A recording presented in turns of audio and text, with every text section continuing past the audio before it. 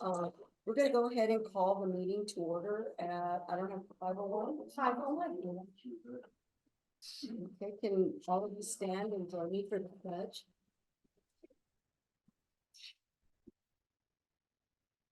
I pledge allegiance to the flag of the United States of America and to the republic for which it stands, one nation, under God, indivisible, with liberty and justice for all. Do we have public comment? We have three. First up is Jacob Ward and As we begin public comment, I do want to make sure that we just take 3 minutes for each individual comment. Okay, Let's practice. Should be under three. you practice. Oh my goodness, that's something else. Hi, I'm Jacob Ward. I'm the current president of Pikes Library Workers United, which is the workers union representing the district. So first off, there have been many improvements, especially in security and safety. Bonuses, positions, and pay have all been very helpful to us, so thank you. There have been some areas that have backslid, unfortunately. Our biggest issue right now is that the senior human resources director position has been filled. The problem is that this employee is a member of a Southern Poverty Law Center designated hate group, the Alliance Defending Freedom. A library worker was assaulted in the past due to being a part of the LGBTQ+ community. The Club Q shooting shook our entire community, especially LGBTQ+. So this HR director stated on April 11th, 2023, quote, "Christians generally speculate that as the nation has surrendered more and more to the agenda of the alphabet mafia, that is the cause of growing depression, criminality, suicides, murders, hate, and violence of all types. So this is dangerous and hateful. Calling the LGBTQ+ community the alphabet mafia and blaming us for the harm in the world. How could a director like this be trusted with issues at work with regards to identity and other protected classes? If there are firings or illegal moves made by human resources in relation to protected classes, this opens the libraries up to liability and lawsuits, as stated in Title VII of the Civil Rights Act of 1964. The Colorado Power Act has also redefined harassment and lowered the threshold of proof required to prove harassment. Comments made by this person in public are indicative of their discriminatory beliefs. This person has strong ties with the ADF and Blackstone Legal Fellowship, which have advocated for the criminalization of homosexual acts in both Texas and abroad, such as in Belize and India. We find the internal threat of someone in such a high position of trust to be dangerous to many of our workers. Workers are frightened of this person and the power they hold being in such a high position of trust. We fear we will be discriminated against and pushed out due to our identities. We fear that the director will harass workers or patrons under the new Colorado definition of harassment or create policies that open up the library to the district to liability. So please keep us all safer by reconsidering some of these decisions. Thank you again for doing the free labor that helps keep our libraries afloat. And but keep the workers' needs and demands in mind. We know how to help run libraries and we should talk. Check out our website, pplwu.org. We've got new demands forthcoming and you can help us improve our working conditions and our libraries. Thank you.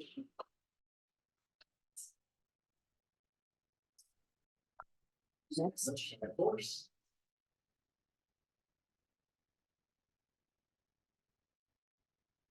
Hello, I'm Shayna Forrest, current Vice President of Pikes Peak Library Workers United. I would like to continue Jacob's statements with my own. Not only are we concerned for the employees of PPLD, but we're also concerned for our patrons and the threat to our community this decision poses. Benjamin Bull, an ADF International founder, supported the recriminalization of homosexual sex in India and stated that it was, quote, to protect society at large rather than give in to the vocal minority of homosexual advocates, unquote. Alan Sears, ADF CEO in 2012, stated, quote, and the course of the now hundreds of cases the Alliance Defense Fund has now fought involving this homosexual agenda, one thing is certain, there is no room for compromise with those who would call evil good, unquote. Not only are these statements hateful and threatening to the LGBTQ+ community, but PPLD can now be viewed as an advocate for these statements. After putting a member of ADF in such a powerful position, PPLD welcomes everyone in the community to utilize our spaces and resources. Everyone has a right to feel safe at the library, but putting a member of the ADF into a position of power may dissuade patrons who already feel the turmoil of Colorado Springs from coming into our buildings, and that directly violates our vision, mission, and values. To ensure that we remain a safe place for our patrons, that we are still enacting our vision, values, and mission, please consider this decision to protect PPLD staff and PPLD's patrons. Check out our website at pplwu.org and please reach out to us. Thank you. Thank you. Alex Rodriguez.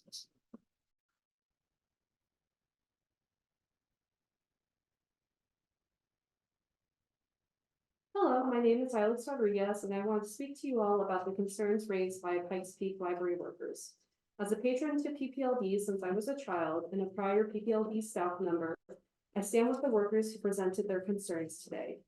It is crucial for our library district to take a stand against hate, and I implore this board to take these concerns seriously as leaders for this library district, as leaders of this library district. Staff are the reason that the library runs, the reason that the district has been successful, and their concerns are not only reasonable, but have been shared to you all in a thoughtful and appropriate manner. The community has our eyes on PPLD to stand with their LGBTQ+ staff and community members. Thank you for your time. Thank you.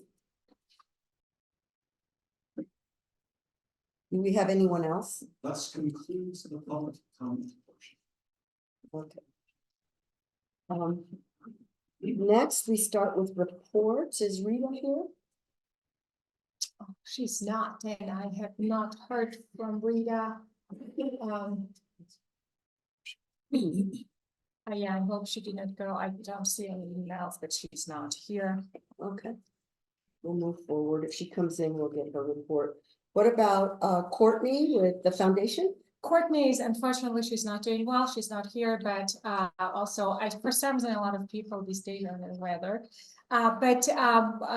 What we were working, it was a library giving day, and I believe last time I spoke today with her on the phone, and she was planning to be here, and I told her, no, you're not welcome to stay home.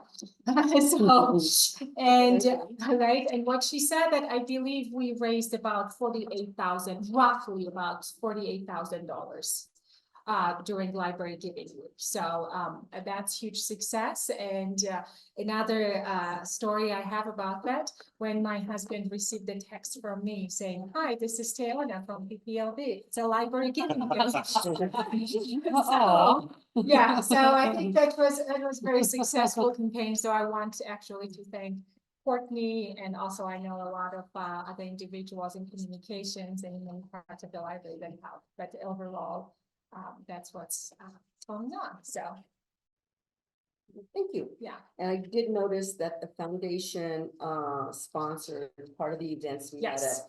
or the open houses more yes, than yes. yeah, it's just And yes, and I also received the foundation report, and I will be sharing with all of you as well. So we are going to have a very strong plan. The changes we're going to implement and to ensure that everything works well. Thank you. That's gonna be great. Okay, Randy, you got the numbers man here. Hi, everyone. So we're a quarter of the way through the year. It's hard to believe, actually further than that since it's in April now. But financially, we're one quarter through the year. I'm just gonna go right to the PPLD as a whole on our net impact of fund balance. We're actually ahead like $460,000. So that's broken down by our expenses didn't run as high as we thought they would for the first quarter. Again, it's just the first quarter, so some of this is timing. Revenue on property tax and specific ownership taxes is showing down, but it's trending based on prior years, which had never experienced the year end we did last year, which was totally changing the timing on when the bills went out and all that. So I don't expect that to be a problem. It'll come back around. The intergovernmental, those are quarterly bills, and they actually get approved through the district, and then they come into the foundation and they have to be approved for distribution back to the district. So sometimes that's a time consuming thing. So again, that's timing. I just approved one of those distributions today. Probably do the other one tomorrow. Interest income is way up again. At this pace, and I have no idea whether this is gonna hold or not, but if we are going at the same pace by the end of the year, we'll have $1.2 million in interest income. I really obviously don't know what's gonna happen, but we're starting out the year very well. General fund, that's obviously our operating fund. And you're seeing a lot of the same type of trends on the variances. The expenses on capital kind of offset on the whole are made our expense variance a little more favorable. This is from the operating side. It's I believe about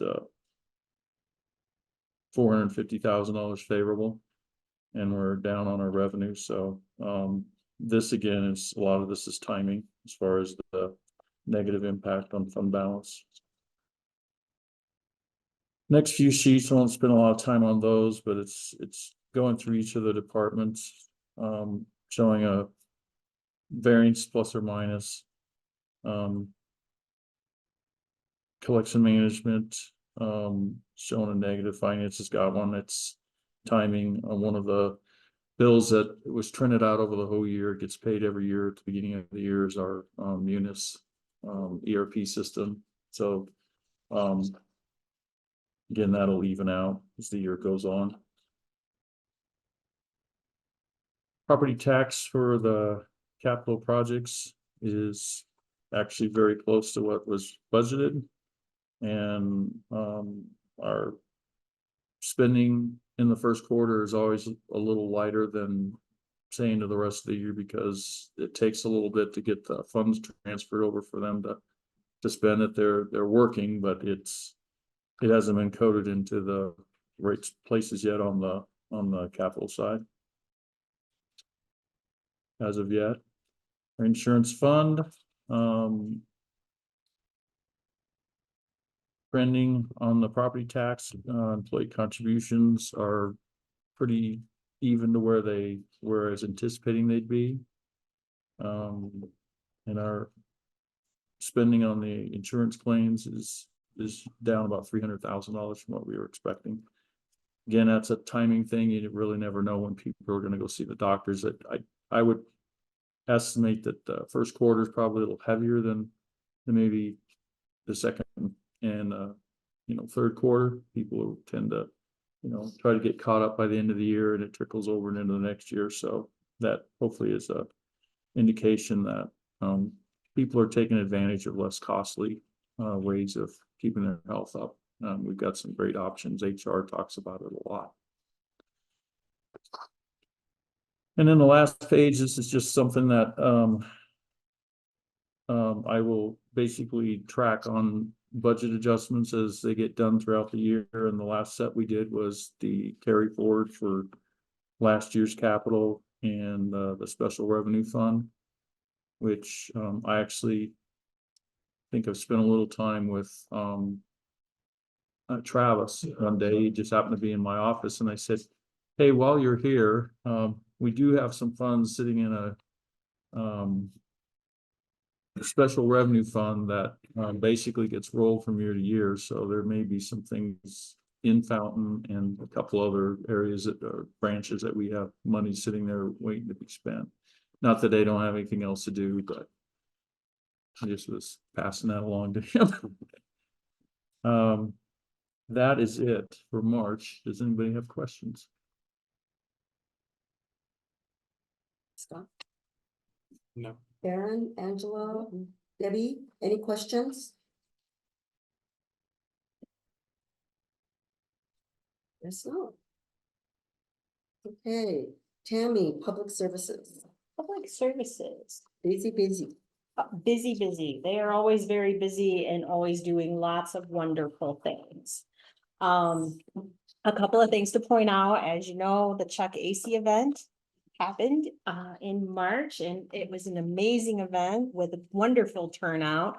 The participation for his discussion before the actual presentation was beyond what we had expected, and lots of extra chairs were pulled out for that. So that was really cool. Regional history and genealogy, that entire department did a great job putting that together and putting it on display. So I wanted to point that out. We finished winter adult reading program, but you'll get the official report and numbers next month, but we did exceed, this is our highest participation yet, so we're happy about that. And then the final thing I wanted to point out, which I'm super excited to see, is with the reopening of Penrose, they are piloting a new customer service training called GUEST, and so which stands for Greet, Understand, Education, Satisfy, and Think. And so I'm really excited to see them pilot that, improve it, and then we can hopefully roll that out to the rest of the branches coming up. Yes. Any other questions? I do want to say thank you to the staff for the homeschooling. I'm sure you probably have our report on that for next month. but Yes, I have some numbers already. Yeah, that It's in was, my report. she does the current stuff. but I- I just thought I would add that in there, but I want to say thank you. One of the group that I'm associated with, Classical Conversations, had a group there. And they said there were a lot of people there. I think there were more people there this year than there have been in the past. So That's what I was looking at in my email. so the only thing that they requested is if next year when we do this, if we do this again next year, that they would love to have a little bit more time instead of the 3 hours. And I know that 3 hours is a long time, but Right. they were just even an additional hour because there were some people that weren't able to get through Everything. Yeah. Okay, that's good So- feedback, and I'll make sure to pass that along to Melody and Amber. Yes, Thanks. thanks. I Sorry. do want to say congratulations to Dea, 10 years. Oh, for her 10 Right. years? Yes, yes. that's amazing, It you know, is. when you have folks that stick around for a while with our community, the way our working community is these days. Yes. The other thing that I want to say kudos to is the open house at Penrose. It was phenomenal. Creative services. Oh my gosh, I love the putt stuff they made.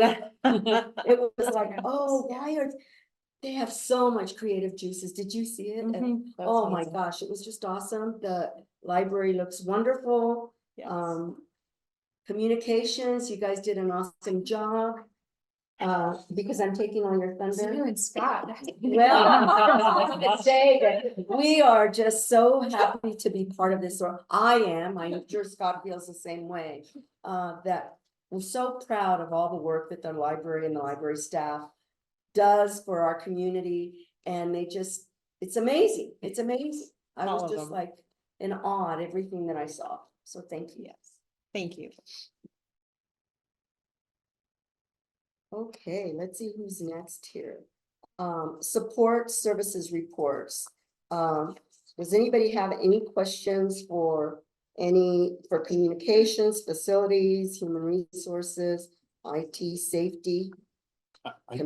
Yes, go ahead. Because I saw Gary earlier. There's Gary. It was about the East Asphalt program, or the RFP, I think that is out right now.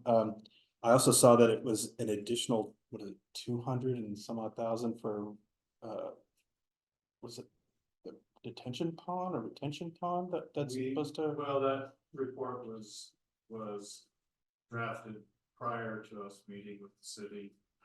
We cleared that up. They're not gonna require us. Oh, okay, good. We just had to add another phase to the project. Okay, great. That answers my question. Thanks. Anybody else? Aaron, Julie, Debbie, Aaron or Angela, any comments, questions? Good, thanks. Hearing none, I guess. Aaron, did you have something to say? He said no. No, okay. We'll move on. Oh, We'll give you some thunder. Okay, Town CEO report. thank you very much. And yes, Scott, it was a very successful event. That day, I wasn't able to find a parking spot at 21C Library. It was the first time I think that happened to me. So my first reaction is like, I have a meeting scheduled. Who should I call? So I called Randy, the CFO, please help me. But anyway. So what we actually, I want to thank all our 21C staff and the programming staff, and especially Joy Fleschecker. I hope I pronounced her last name correctly. She's our senior librarian and does oversee homeschooling. So it was such an amazing success. So when I saw all of that, then I asked her to email me some stats and comparison. So last year, we had 961 attendees and 55 vendors. This year, we had 1,400 attendees and 82 vendors. Oh. So that's right, huge change. And then I then went around and chatted with some of the vendors and parents and children, and they were very pleased. So again, many thanks to our amazing PPLD staff for organizing that and meeting the needs of homeschoolers. So, and of course, I want also to take this opportunity and thank all PPLD staff, especially communications and public services, for ensuring that our open houses, like they were so successful. Yes. East Library or Penrose Library, obviously, and 21C. So we had so many people there. When we had an open house at Penrose Library, there were some patrons who approached me and just thanked me. And for opening the doors of Penrose Library and how much better it looks as well. So, and of course, I want to thank Kemi Bremer and Lynette Crow-Iverson for being there and giving some remarks on behalf of the commissioners and then City Council as well. So it's been very successful. And after we finished the open house at Penrose Library, I got home and I could not sleep, even though I was exhausted, because it is such a success, right? And again, many thanks to our PPLD team and also for all your support, because as you mentioned, Dora, in your remarks, and Aaron Salt as well last time, that the board started those conversations like a while back. Yes. And it took a lot of time and planning and your support to ensure that we had resources for those improvements. So again, thank you all for your support as well. So that's it. And if you have, like I mentioned, that I will be sharing with all of you the report I received for our foundation as well. And then I will be sharing the plans also with all of you when it comes to hiring a new director, and as well what are our approaches to improving certain areas of foundation. Okay. Any questions? Hearing none, we'll go to board reports, governance. Julie? Oh, it is my. Like Scott, oh, that's me. Goodness. Okay. Well, we talked about CEO goals last year, this year, finalizing some of those things, as well as just going through some ideas for just resources for onboarding new trustees. And so we'll kind of have that shaped up here soon. And a few other just planning discussions for kind of figuring out what we need to do this year with upcoming things each quarter. So I can't remember them all off the top of my head, but just some quick bullet points. So Okay, thank you. Internal affairs.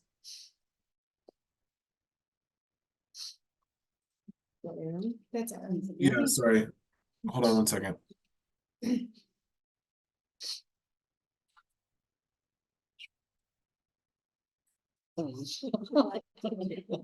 Thank you very much. the other.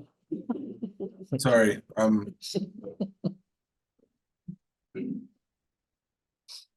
So in internal affairs, we talked about the what was it with Gary? Sorry, I don't have my notes up for that. I have the policy stuff up.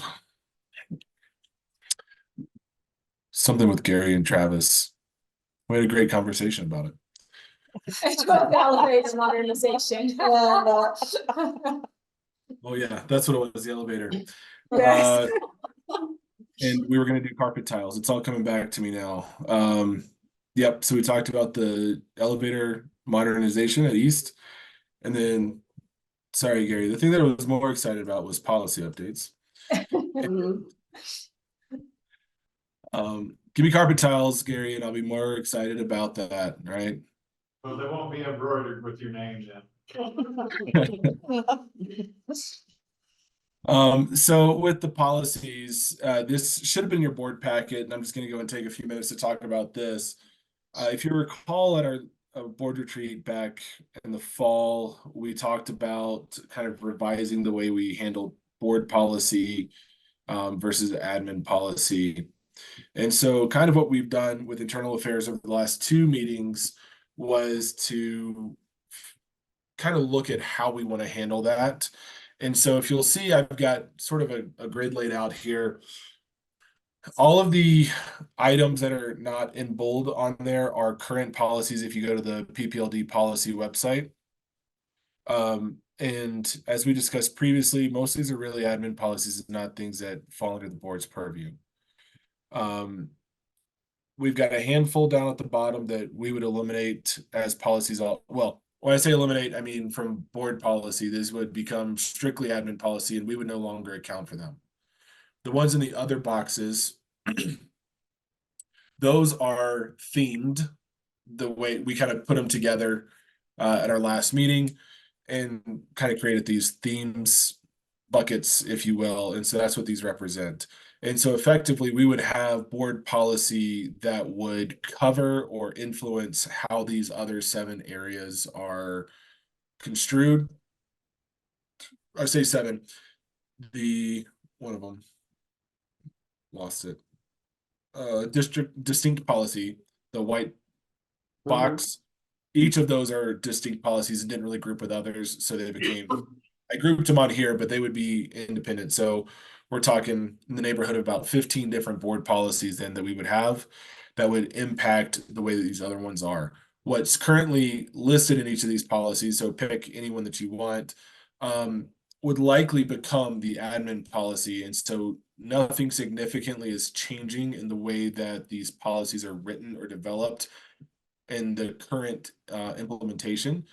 And so what we had proposed was that we would, in order for so currently we as a board approve the board policy that are attached to each of these admin policies. There are changes that the administration wants to make, but knowing that we're going to be making changes to board policy, they don't want to go and spend a lot of time. They don't want to go through that process. And so what the proposal would be is that in May, we could kind of give it a stamp and say, we're going to move on from here. Thanks, Jeremiah. We're going to move on and basically start working on our board policy book and let all of these become admin policies that they're able to manage without us having to put our fingers in it.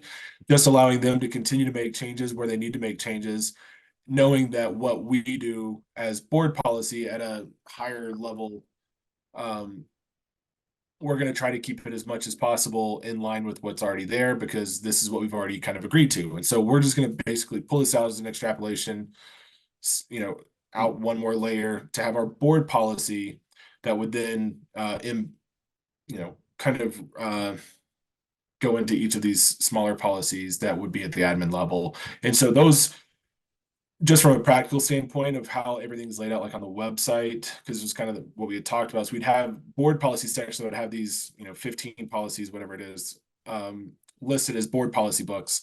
And then the current policies, because I know we have patrons that reference these and look for these, especially, we want them to know as far as food and drink and study rooms, what's going to happen there. And, these are good things that we want accessible. We would continue to have these available on that policy book, but they would be listed separately so that we would have our board policies sort of on the top part and then the admin policies or these, each of these policies kind of down below. I'll pause there to take a quick drink of water and see if anyone has general thoughts or questions about that. Any questions, thoughts from the rest of the board? So is this your discussion point on the agenda? We just kind of went to it. Yep, I did. Sorry, I'm Okay, that's okay. No, that's- feeling well. And so I'm just. This is what we talked about in internal affairs. We can wait for the discussion item, then we can actually discuss it, so you have time to think about it. Like to do that? That would That's a be good better. idea. Yeah. Okay, well, we now have, at least a schematic of what it looks like. I know that you had talked about that. I really do like how you displayed it, so we'll leave it up so that we can, talk about it in a little bit. Sorry. Yeah, you're fine. Public affairs. We met with Denise, and mostly, we just kind of talked about what the process would look like if we were to decide to go for additional resources of some kind in the near future, either, 2025 or 2026, what we would need to decide as a board and when we would need to decide to do it. We didn't flesh anything out. We didn't really lay out a proposed timeline or anything like that. But one thing that we felt strongly about, and also the consultants that Denise has interviewed felt strongly about, is that the entire board would need to commit to an option pretty far in advance, so that we have time to ramp up and we have time to develop anything, contacts or materials or whatever. And, that's not just a tax increase. I want to throw that out there. There are other options. There are all kinds of things. And so the idea is that the discussion should start soon and not just wait until it's almost time to do something. So we're still talking. Any questions about my vague rambling statement? Yes, this is Angela. Hi. Hi, could you lay out a few of the options? You did say this is not a tax increase, but it sounds like what you're talking to me is that you're looking at doing a ballot initiative. Is that what it is, or other options as well? The ballot issue, a ballot issue is a topic of discussion, and we've discussed that for years. What form that would look like, whether that would be a bond issue, a mill levy increase, some other specific, increase for a particular purpose. We've never fleshed that out. We've noted that there are options, that it kind of depends on what we decide we were going to do as far as the facilities plan, master plan, strategic plan. All of those pieces have to come into play first, but we all need to be thinking about what are the resources that the library needs to have, whether those are bigger than what we have, whether we need to change the way we do things. All of those things need to be thought about and talked about before we say, oh, hurry up, we need some money. That's basically it. Okay.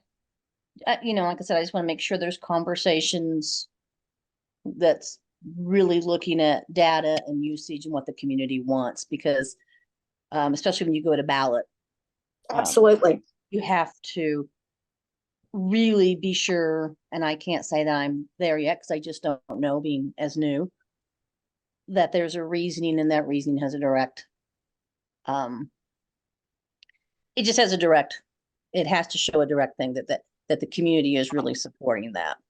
And that's exactly right. I agree with you 100%. And so I think this is the whole committee, which is why we can't really talk about specifics until we have all those pieces in place, including community input.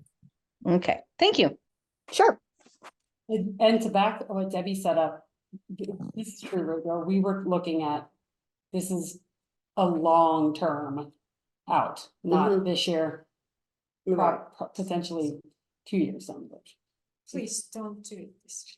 No, No, not no, yet. no, absolutely We not. are just in the beginning, No. yeah, we're in the beginning conversations, but we do need to start working on that. I want to keep Denise employed. I don't want her to leave. She'll stay, she'll stay. So thank you, Debbie. Sure. One thing that you did discuss and, well, I can bring it up in just a moment.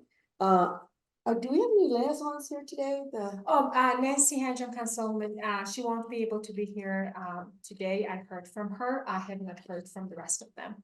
Okay, well, if they send us anything, we'll. Yes, that's what, she sends her regrets, but she has some family situation to take care of. Okay, thank you. And I know what you're gonna say, Dora, and I will talk about that briefly. We did Okay. talk about the fact that all of us have networks of people that we know. Some of those people are elected officials, some of those people are our neighbors, some of those people are patrons of the library, and some are not.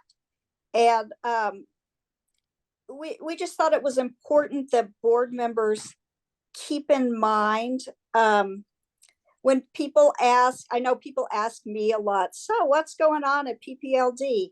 That we have answers for that. Oh, we're working on a master facilities plan so that, we can determine how best to serve everybody with the resources that we have. Those kinds of things, because the more people hear it, the more likely they are to understand it.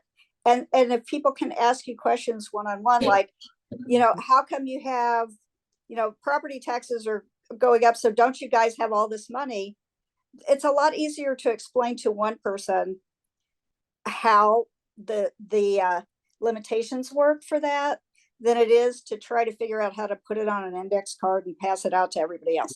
So what we were talking about, it's just important if you can keep in mind with the people that we're not sending you out to shout with strangers on the street, but just the people that, when people do ask you what's going on at the library, more than just, oh, they're doing great things, or, Penrose is open again, be able to pull out some of those other things too. I promise when I'm not on vacation, I am able to be much more coherent about that. And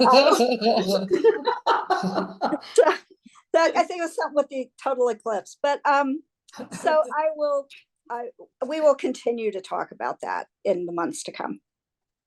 Thank you, Debbie. Sure. Any comments from the board of trustees? Anyone have any comments? I just want to be sure before these conversations go too far, or there's a set decision or mindset, that we definitely look at the election laws, and I just have not looked at them for trustees, because I know there's quite a lot around them for elected officials when ballot measures come up. So we want to make sure that we are really following those rules closely. And again, like I said, I haven't seen if they're a little bit different for trustees, but I just want to make sure maybe your group looks at those ramifications as well. Thank you. That's a good reminder. We have done that in the past and we'll continue to do that. Thank you, Angela, for that comment. Yes, that's something that we need to be reminded of all the time. Julie? I was just gonna say, I was really excited to be able to make it to the Penrose opening and grateful for the staff and everything to make that possible. So excited to see some of those improvements and making it a more safe and welcoming space for everyone. So. And the key is safe. I think everybody feels very safe there, our employees, the staff, as well as our patrons. The one thing I was going to say is, I know this is early and it's just going to be summer, and fall will be here shortly, not too short, I hope, from now, but keep in mind in September, the 21st of September, the library is going to have a gala again. So mark your calendars, and so we can have that. Overall, I think we've had great discussions, and everybody's attending to business. So thank you very much from my perspective. At this point, we'll go to consent items. Can I get no, we don't have to make a motion. So is everybody in agreement with the minutes, and there weren't any Problems with them? Okay. We'll go straight to new business. And this is what Aaron was alluding to, the east elevator modernization. We're gonna make a decision on that. I think that's in your packet. Does anybody have any questions or, Travis is here. and Travis is here, he can answer for us.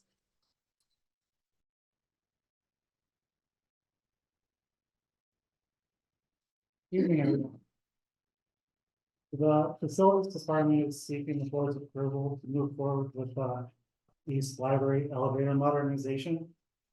The elevator currently serves 3 floors, and most of the major components of the elevator system have been determined to be obsolete and are no longer being manufactured. Modernization will seeks to improve the reliability, fire and life safety. It reduces the energy consumption and reduce operational costs. This is done through the major components in the hoistway and power unit. The project carries a 16-week lead time and 6 weeks on site to complete. We would want to start the project after the summer adventure party. It's our recommendation that PK Elevator be awarded the East Elevator Modernization Project at the board's approved $220,000 for contingency purposes. The project does carry a base cost of $209,476,072. We did utilize a cooperative purchase for this contract that meets the financial guidelines. This is through Sourcewell, which we've used in the past with great success, but never to the dollar amount that brings it to the board's attention. You said this is the base bid, like what's the likelihood that that cost would increase if they? We've spoken with the vendor, there was a price increase earlier this year, and we're past the solution. So this is going to obviously take out the ability for some people to access the computer lab on the 2nd floor of East Library. Are there contingency plans to maybe utilize the computer lab that's on the 1st floor over by the children's? Abby and Shirley, with the representatives of PPLD, to either move services or direct patrons to other areas to make sure they're provided service. Okay, and then of course, and really I'm thinking about anybody that uses those elevators for ADA access to the 2nd floor. I'm assuming that I can't remember if there are any personal meeting rooms on the main floor. I know that there are some larger ones out in the lobby, but there are some smaller ones. Yeah, there are. They are. Okay, supposed to be in the back that I never go to. Yes. Yeah, there's some, yeah. Okay, all right. Just want to make sure that we're still providing the services and stuff that Yes. are on that 2nd floor. And that's what also Travis was referring to, that we already, they already looked in ADA and didn't ensure that we are in compliance, and individuals who have that they will be able to access our computer. Yeah. Yeah. So the only thing is the homeschool resource room that's on that floor as well. Right.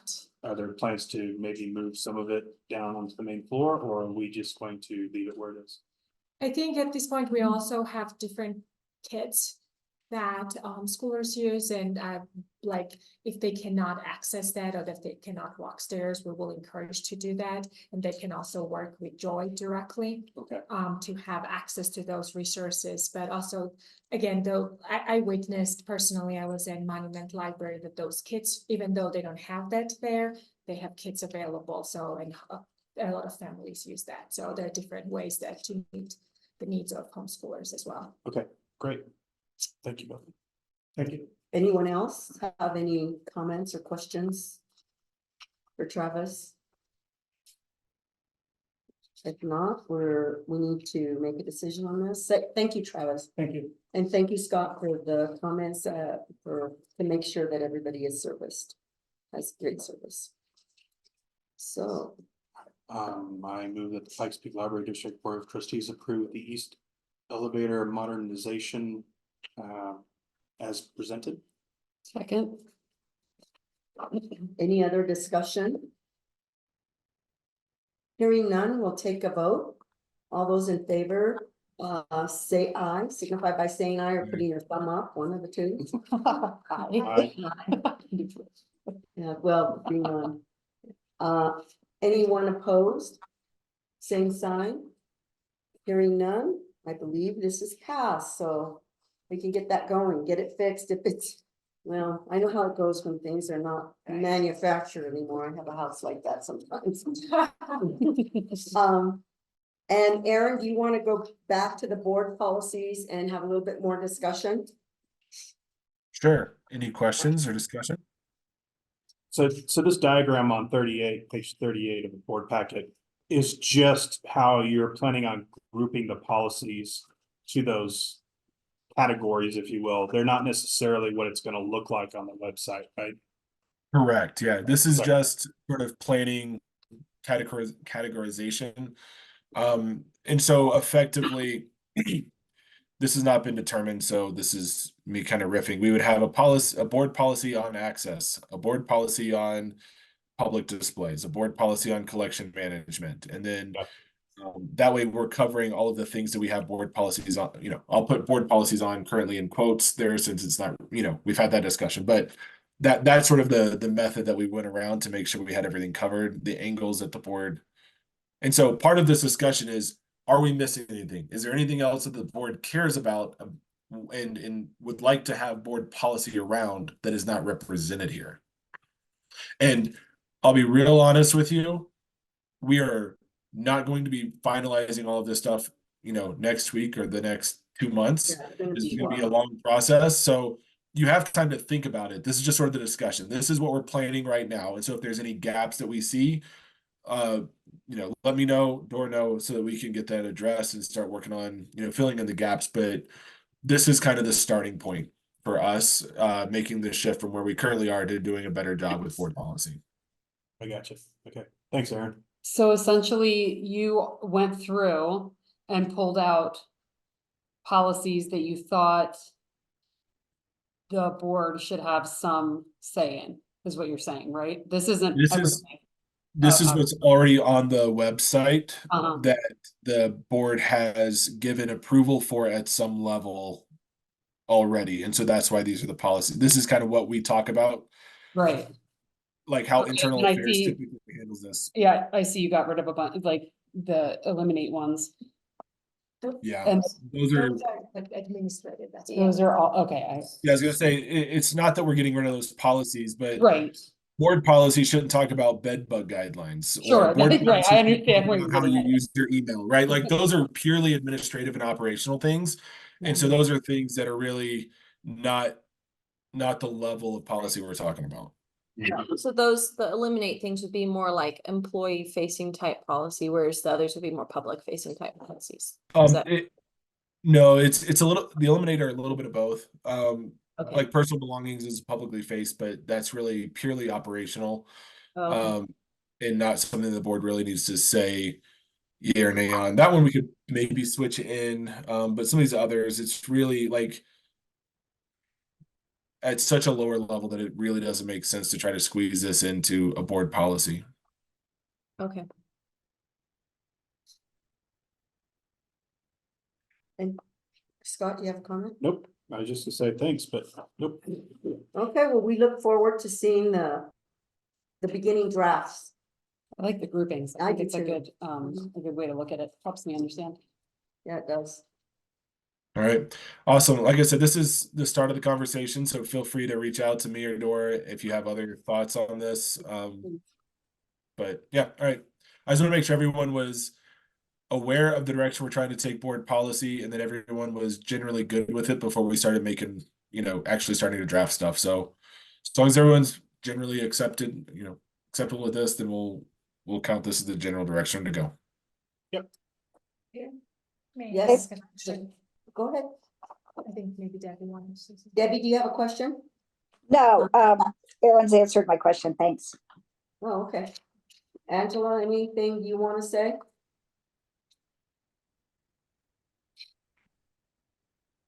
Did you want to say anything? My question was, No, I'm good. Okay, thank you. just want to clarify, those policies that will become administrative policies, My understanding is we still need to wait until May to make changes that, or would it be okay with the board if we start working on those policies and making changes at this point? So I think that's a question for. I don't know if that's an attorney question or what, since we've approved a lot of these, I don't know if it takes board action for us to disavow ourselves of say, fine, take them away. Like I'm fine making that call and saying you guys go ahead, but I don't know if we need to take formal action. That's why I was thinking May. That way the board could hear it now, see if they agree, and then we could take action in May. If we need to take action, we really don't have a problem turning those over. But, Aaron, is it possible if, the staff wants to begin looking at these policies, that we want to, move to administrative and operational policies? They could start working on those as we're working towards ours to take action in May, or not? Should we wait? They can start making changes and tweaking it, but I don't know that we would say that they would go into effect until. Okay, that's, Thank you. That That's was the what, goal, correct, of Yes, this, is is that to- you would be able, you and your staff Yes. would be able to start Right. working to have those policies more freely, yes, yes, rather than having to go through committee and then. yes. so. Which I like. Okay, that's what I understood as well, so yes, I would say that, yeah, Tana, the staff could begin looking at how they're going to rewrite them or however that's gonna look. And then in May, we'll take action on all of them. Okay, Okay. thank you. Just wanted to make sure. Thank you. And at this time, we're gonna go into executive session, to discuss personnel matters, in accordance with the performance evaluation of the chief librarian. So I need someone to make a motion. I'll make a motion that we go into executive session regarding the personnel issues regarding the evaluation of the CEOs. Okay, do I get a second? Yeah. Okay, Aaron, and what time is it? Does anybody know? 5:53. Okay, now we're back in regular session. And we have a couple of decisions to make under new business. So can I have a motion regarding the CEO's evaluation? Hang on, we gotta state what we actually did. in Yes. Executive session. So during executive session, we discussed the 2023 performance of the chief librarian, CEO. In addition to that, we also discussed 2024 goals for the CEO. And now that we're in regular session, we can make a motion. And I move that in recognition of Tiana's performance as the chief librarian and CEO of PPLD for the 2023 year, that the Board of Trustees grant a salary increase of $8,500 effective January 1st, 2024. Do I hear a second? Second. Any discussion? We have a first and a second. Any discussion on the motion made by Scott of Tiana's performance, receiving the raise of $8,500 a year, retroactive January 1st? Hearing none, I'll call for the vote. Yeah, we should probably do it individually. Okay, we will call for individual votes. Debbie? Yes. Okay. Aaron? Yep. Angela? Abstain. Okay, Aaron, Yes, Bates. Scott Yes. and Julie. Yes. Okay, so we unanimously voted for your raise. Congratulations. Now we'll go to the next decision item. And I need a motion to accept the proposed 2024 goals for the CEO. I move that the Pikes Peak Library District Board of Trustees, what, do we need to amend it first? I was gonna say as amended. Yeah, it's amended. Okay. I move that the Pikes Peak Library District Board of Trustees approve the 2024 Chief Librarian and CEO goals as amended. Do I need to read the amendments? Or are they? That probably would be a bad idea. Okay.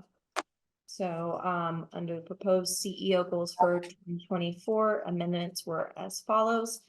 Subsection B of number 2, we changed cultivating positive relationships to engage. So it should read engage with PPLD Foundation board members, including meeting with them quarterly. We also amended point 3 to, we changed cultivate positive relationships to continue engaging. So it should read continue engaging with public officials, including city and county leaders through quarterly meetings with members of local governing bodies. We also added to the end report to the Board of Trustees quarterly at a board meeting. Okay, do I get a second? Second that. Okay, Scott seconds the motion. Do we have any more discussion? Hearing none, I'll call for the vote. All those in favor, signify by saying aye. Aye. Aye. Aye. Aye. Erin?